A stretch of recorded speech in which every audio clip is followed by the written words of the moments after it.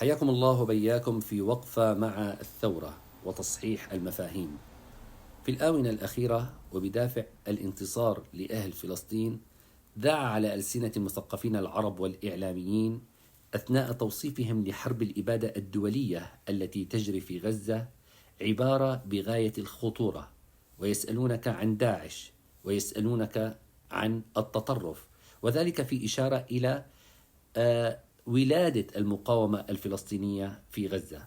وهذا باعتقادي هو انهزام وجبن ثقافي بكل ما تعنيه الكلمة من معنى، ويؤكد كذبة سياسية دولية أرادوا من خلالها أن يصبغوا بها مجتمعنا بالإرهاب الاجتماعي والإرهاب الديني والإرهاب الحضاري.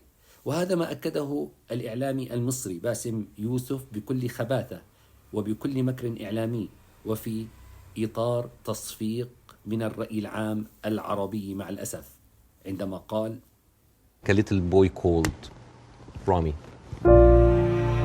He lives in Gaza. You know, he have a horrible life, but it's not that bad. I know he has a cousin in the West Bank. He's living a good life. He wake up in the morning and he found out that he was kidnapped by 3 settlers. He was burned alive by kerosene and he was forced to drink the kerosene. And this guy, this Rami is being approached by like, join Hamas, join us, let's go kill Israel. No, I don't want to kill. I'm going to live in Gaza. It's a life.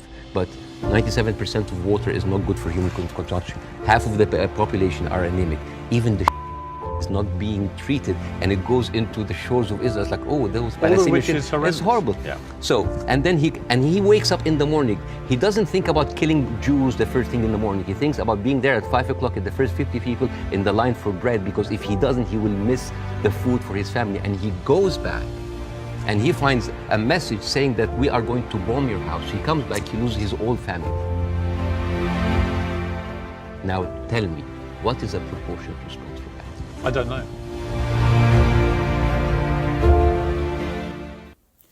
وتقدير كلامه باختصار أن المقاومين عبارة عن مرضى نفسيين، وعبارة عن مجموعة من المتشردين والمتسكعين كانوا يلتهمون الحشيش والمواد المخدرة على حافة الطرقات وعلى حاويات القمامة.